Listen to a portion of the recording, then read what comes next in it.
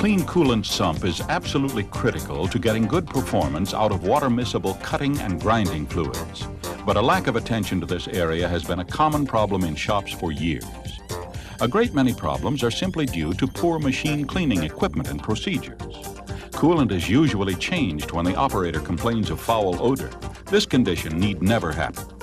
The secret to avoiding problems is in keeping the machine sump clean. This sounds simple, but with traditional equipment, it is a time-consuming, messy, and unpleasant task that is often done only as a last resort. Today's equipment makes the job simple, fast, and relatively pleasant. Our yellow-bellied sump sucker can thoroughly clean a machine in a fraction of the time it used to take. 3 to 4 hours of work can be cut down to 15 to 30 minutes. What is a yellow-bellied sump sucker?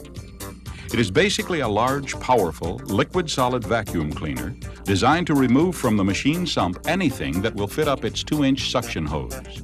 Grinding swarf, milling chips, and properly broken turning chips will all come out of the machine sump through the suction hose. The sump sucker can then transport the dirty coolant and discharge it for recycling or disposal. And it's fast. Pumping rate is about 100 gallons per minute through a clean filter sleeve.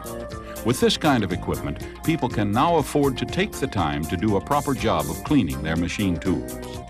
In the process of removing liquids and solids from a machine sump, the material enters the chip basket tower, the solids are retained in a filter basket in the tower, and the liquid drains through the basket material and its filter sleeve into the tank.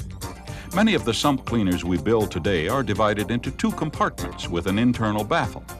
This provides 1 tank for clean coolant and 1 for dirty coolant. A machine of this type reduces the time necessary for a man to clean and recharge a machine and thus reduces machine downtime.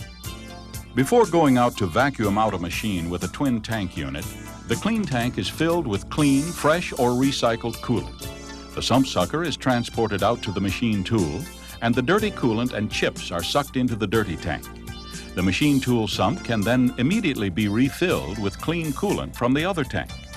The dirty coolant can then be transported back for recycling or disposal. In the interest of keeping life simple for the operator, all yellow-bellied sump suckers are now equipped with a double 45 suction inlet, where earlier models used a 90-degree inlet to the filter basket. The double 45 design virtually eliminates jamming of chips or swarf in the inlet to the filter basket. Self-guiding basket safety wedges guide the basket out of the tower when it's hoisted for emptying. This eliminates the need for the operator to touch the basket at all as it comes out, and thus avoids the risk of pinched fingers.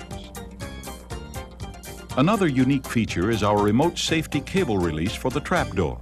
Once the basket is removed from the sump cleaner and swung over the receiving chip hopper, the operator simply puts one hand against the basket and with the other hand gives a yank on the safety cable release, and the trapdoor swings open away from the operator and discharges the solids directly from the bottom of the basket into the chip hopper.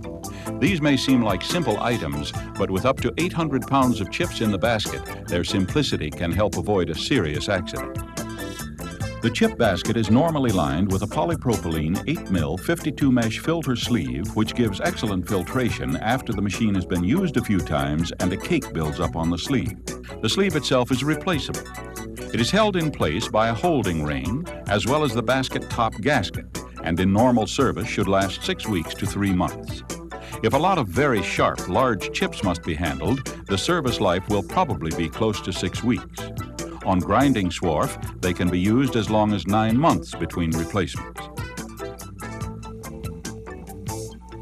If finer filtration is needed, there is also a disposable paper filter bag available which will give filtration down to approximately 10 microns. This makes the sump sucker ideal to use on grinders that do not have their own filters. 2 or 3 times a week, the operator can bring the sump sucker over, vacuum out the swarf, and return filtered coolant to the sump to maintain good finish and wheel life. Competing machines are equipped with T-handle clamps to hold the basket lid down. We now use Destaco toggle clamps, which reduce the time necessary to remove and replace the basket lid by about 80%. Another convenience feature is the wheel design on our push-around models. The main supporting wheels are located at the center of the sump sucker, and there are casters on each end. In this way, the unit is easy to maneuver and will turn around in its own length. With our competitor's tricycle arrangement, where the main wheels are at one end with a caster at the other, the unit turns around in twice its own length.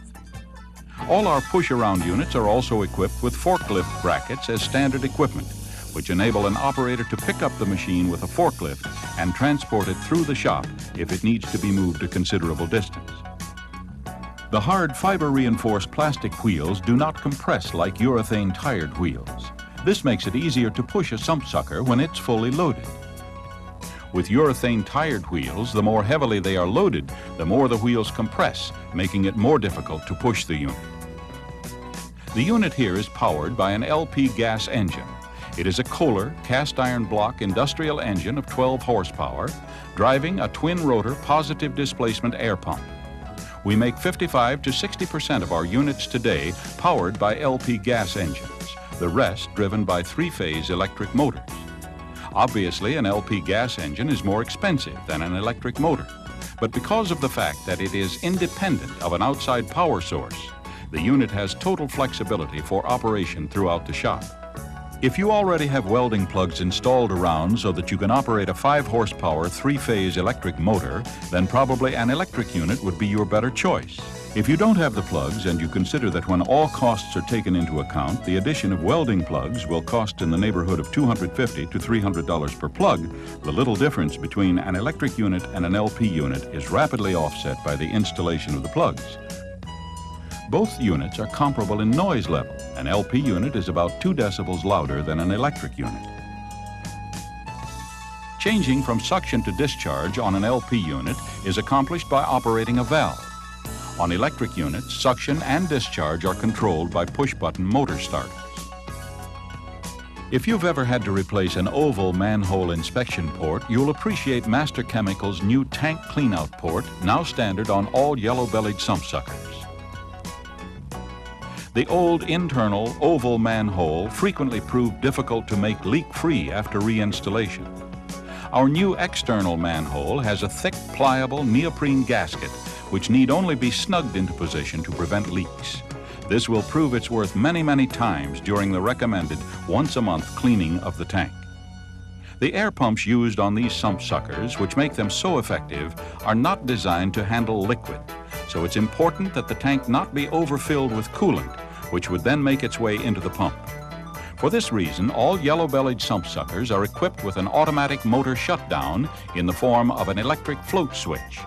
When the liquid in the tank reaches the maximum level, the float switch rises and grounds out the engine ignition circuit on the LP models, or causes the electric starter holding circuit to drop out, shutting down the motor.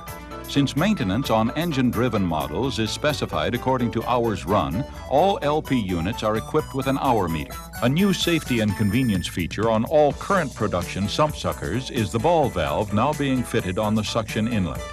In order to discharge coolant, earlier units required that the operator remove the suction hose and clamp a cap on the suction inlet. All models now have a 2-inch diameter ball valve on the inlet. Now the suction hose can be left in place at all times, and when it's time to discharge coolant, the operator simply closes the suction inlet valve. The ball valve's design provides a full 2-inch unobstructed passage in the open position. It's not only more convenient, but also avoids the possible danger of blowing off an unclamped or improperly clamped cap from the inlet during discharge. Our handles on both ends of the unit double as convenient hose racks. All yellow-bellied sump suckers are equipped with a quick-open, quick-close discharge nozzle so that the operator cleaning a machine can use coolant to flush the sump and get into corners to flush solids out to where they can be easily vacuumed up.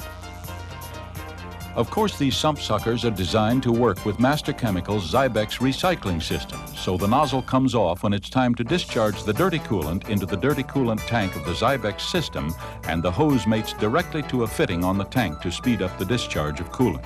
Push-around sump suckers are available in 100-gallon, 175-gallon, and 275-gallon sizes in the single tank style, and in 50-50 and 100-100-gallon sizes in the twin tank style. We can also provide custom tank sizes on tow-around models and units up to 400 gallons total capacity mounted on Kalamazoo trucks. So whatever your machine cleaning needs may be, we have a yellow-bellied sump sucker for you. From Master Chemical, the Coolant Management Company.